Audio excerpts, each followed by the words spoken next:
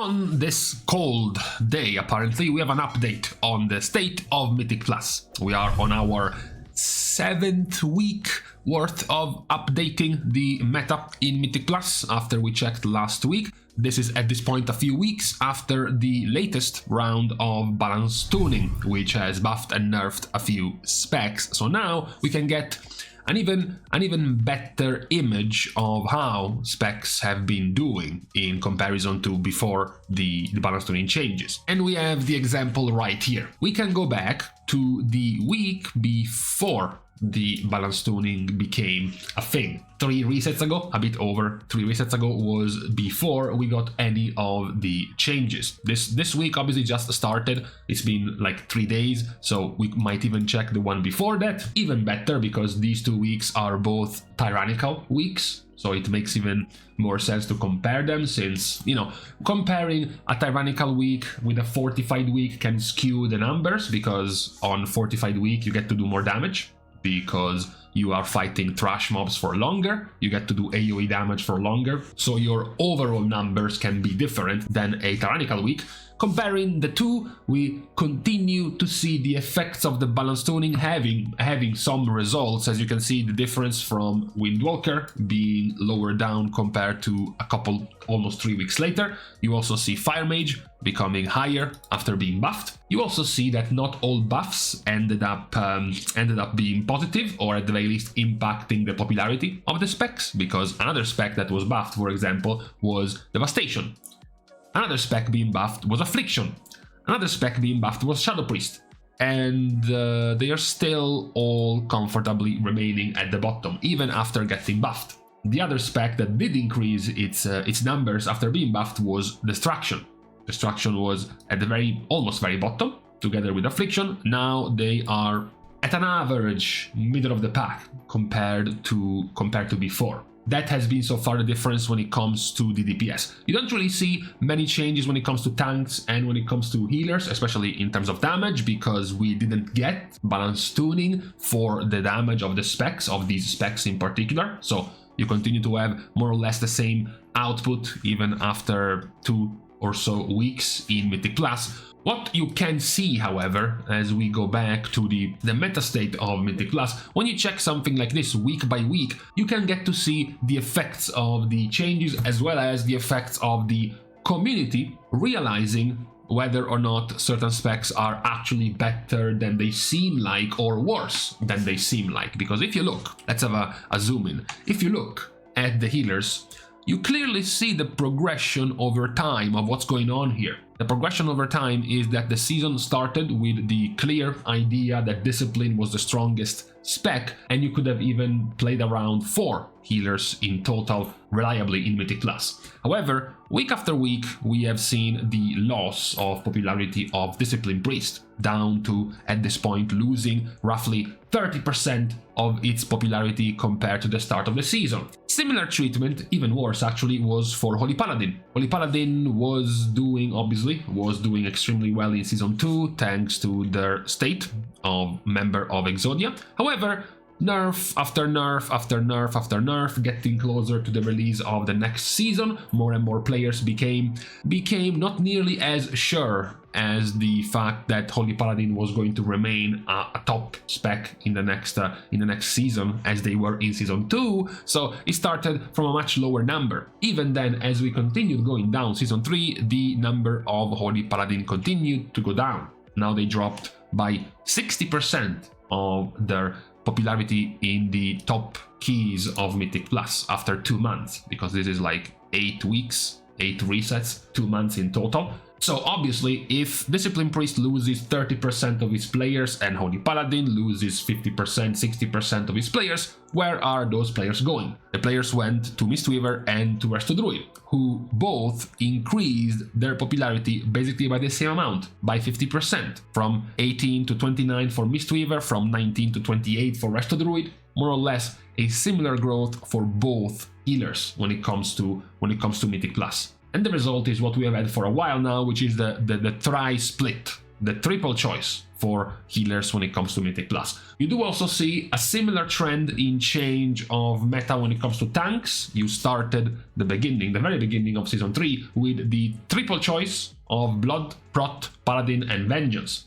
Over the weeks, Vengeance has remained its old self. They have maintained their popularity. What we see the major difference in is in the other choice of tank, because over a couple of months, Paladin more than doubled its popularity. It increased by 120%. So where did they gain all this popularity if Vengeance didn't change? The popularity was gained by stealing away the numbers of Blood, of Brewmaster, of Guardian and of Prot Warrior. Prot Warrior goes from 5 to 1%, Guardian goes from 4 to 2, Brewmaster goes from 7 to 3, and Blood DK goes from 20 to 7% representation. And all of these numbers go up to feed Protection Paladin, who at this point is now the other option, the dual choice of tanks in this season of Mythic Plus. Yes, it's not a high bar to be better than Season 2, obviously, compared to what we had with Guardian in that season, so it is still at the very least an improvement having two options. For the DPS, you do see some slight changes based on the balance tuning. The balance tuning happened right here, right in between the last 3 weeks of this patch, and you can see it. You can see Fire Mage going from 6 to 11 and then 14. Basically more than doubling its representation after being buffed. You also see something similar for Red Paladin, who after getting buffed goes from 2% this week. The latest one has one of the highest numbers, although we are still halfway through this last week. Today is Saturday. And the other smaller one is for Windwalker, who goes from basically not being there to 1%, 2%, 3% popularity after their buff in damage. Those are the main changes in popularity. When you look at all of the other specs, they don't really show up nearly as much. Perhaps the only other one worth mentioning is Outlaw. As you can see, the other two rogue specs have disappeared recently. Before they were somewhat visible, and the number of Outlaw was in the 8 to 7%, but recently Outlaw has essentially taken over the other options of Rogue when it comes to the choice, which can be said also for Fire. You know, before, all of the three mage specs were quite low, quite small numbers, and then ever since Fire was buffed, they are now the main default choice whenever you are going for a mage spec in Mythic Plus. So with this, in our recap, the meta is, I would say, acceptable. You have 3 options for healers, you have 2 options for, and then you have 1, 2, 3, 4, 5, 6, 7, 8, at least 8 to 9 options for the DPS. So it is a reasonably varied season. You can see here by the variety coefficient, by basically how diverse each of the roles can be in Mythic Plus. With the smaller number, the better, the more varied, like for example the small number here for healers, because you have a lot of variety for healers. You can see the overall result is okay. It's in the 600-ish, it's in the mid to high 600s, which is decent. It's obviously much better than the numbers of the Exodia 10.1.5 part of Season 2, which was even past the 800 mark. But, you know, going back before 10.1.5, so for the first couple of months of Season 2, for example, Season 2 was better in terms of variety, in terms of options. As you can see, even here, in terms of options, you had 1, 2, 3, 4 different healers, you had at least 2 to 3 different tanks, you had 1, 2, 3, 4, 5, 6, 7 different DPS. So overall, the situation at the beginning of Season 2 was fine as well. Even when you go back down to Season 1, the number of Season 1 is almost constantly lower than 600 on average. So technically, compared to the other seasons, even though this one still looks quite okay, on average, the amount of variety, the amount of options you have in this season is the worst of this expansion, with the exception of 10.1.5, with the exception of Season 2 Exodia edition. Besides this big block in the middle of Season 2, the rest of it is actually at a more varied rate, a more diverse ways to make your Mythic Plus composition compared to this season at the moment. which might surprise you. It might surprise you because you thought this was a pretty chill season in terms of options and choice of specs, but actually, technically speaking, it's the second worst out of all of the basically 4 different bits of seasons we had in this expansion. You have this better visual light graph in the presence of each and every spec in top keys. You see, as we mentioned, the 3 options for healers, the 2 options for tanks, the 4 to 5 options for the ranged, and the basically 3-ish options for the melee, even though we can keep a small asterisk next to Windwalker, since it's just got them buffed. Maybe it's gonna grow soon, but besides that, those are your run-of-the-mill picks, your run-of-the-mill options when it comes to high keys, top keys in Mythic Plus. Even though we are in another reset of this season, it's never too late to be complaining about Murazon's Rise as a key. We have again Murazon's Rise as the clear outlier in terms of difficulty compared to the other dungeons, and we can even go back in time, you know, to the very early beginning of this season, and Murazon's Rise had a pretty decent gap from the second worst dungeon. We can go a little bit further up, this time on a fortified week, and still Murazon's Rise is clearly at the bottom. So throughout this season, there hasn't really been much of any progress in terms of nerfing this key anyway. From Blizzard's perspective, this seems to be the main issue when it comes to dungeons this season. Yes, it's still worth mentioning this pool of dungeons is nowhere near as difficult and nowhere near as challenging as the previous 2 seasons of this expansion. Even just numbers wise, in terms of difficulty, the percentages of success rate of this season are pretty smooth compared to the past. And I will give you the examples because I keep my receipts. You know, this is,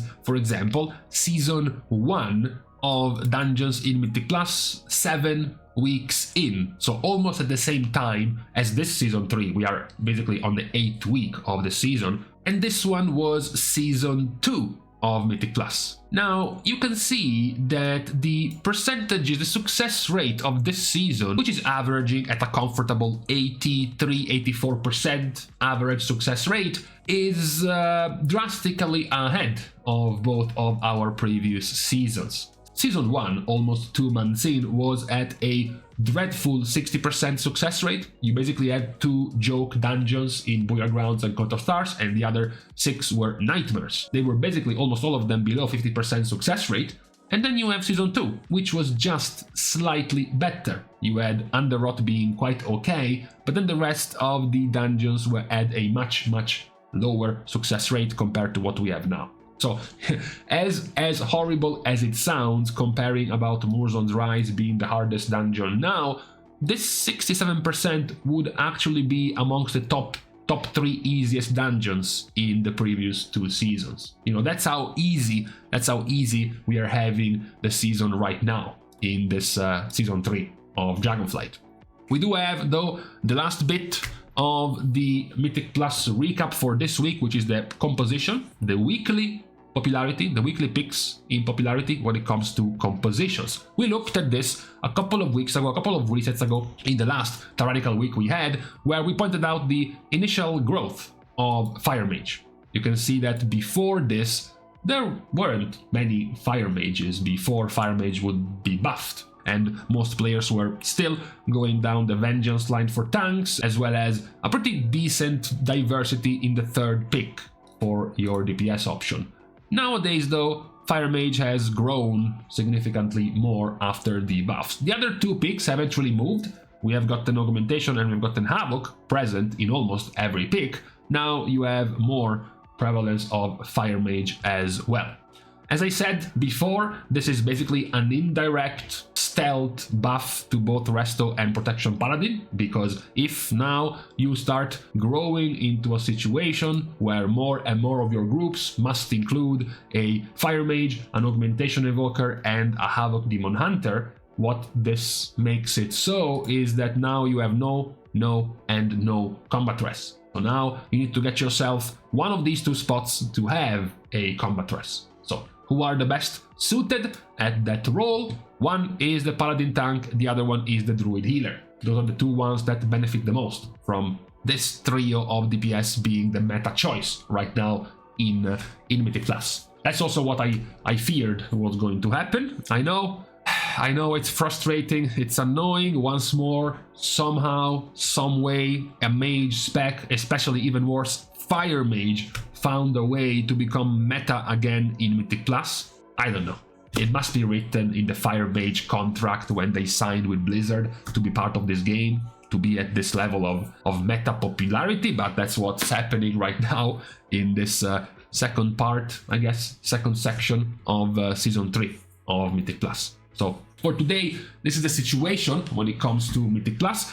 More or less just continuing on what we have seen before, the continued presence of the already popular specs, plus the growth of some of the buffed specs in these past couple of weeks. In this case being Fire Mage growing, Wreck Paladin growing, Windwalker Monk also growing as well. Those have been the main changes so far in Mythic Plus. With this out of the way, and also with rain outside of my window, it's time to leave each other once more. Now, we are starting the goodbyes as usual by thanking all of the Patreon supporters for the contribution and the help to the growth of the channel, which can, as usual, also be given completely for free. How do you break this? Liking and commenting down below, as well as subscribing to the channel itself. Now, with these things out of the way, thank you guys again for watching. See you guys tomorrow, and in the meantime, yes, I am one of those who likes the sound of rain in the background. It's very soothing.